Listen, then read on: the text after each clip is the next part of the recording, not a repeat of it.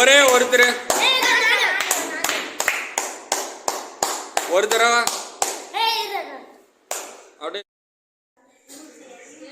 இதுக்கு பேர் என்ன சொல்லியிருந்தேன்?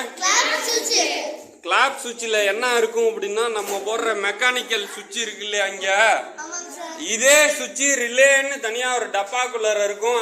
இந்த சுவிட்சை போடுறதுக்கு என்ன பண்றோம், விரல வச்சு அமுக்குறோம். ஆனா உள்ளார இருக்க சுவிட்சை போடுறதுக்கு என்ன செய்யுது, இந்த பேட்டரி போய் என்ன செய்யுது, அந்த சுவிட்சை போட்டு விடுது, அவ்வளவுதான். அந்த சுவிட்சில் இந்த குண்டு பல்பு கனெக்ட் ஆயிருக்கு. இந்த குண்டு பல்புக்கு பதிலாக நீங்கள் டிவி, ஃபேனு, எந்த லைட்டு, வீட்டில் இருக்க எந்த பொருள், ஒரு டேப் ரெக்கார்டர் கனெக்ட் பண்ணிங்கன்னா கூட அது மாதிரி கை தட்டினோன்னு என்ன செய்யும், அது ஒர்க் ஆக ஆரம்பிக்கும். இந்த கிளாப் சுவிட்ச் போர்டில் என்ன இருக்குன்னு பார்த்தீங்கன்னா, ஒரு மைக் இருக்கும், ஒரு ஐசி இருக்கும், ஒரு ரிலே சுவிட்ச் இருக்கும்.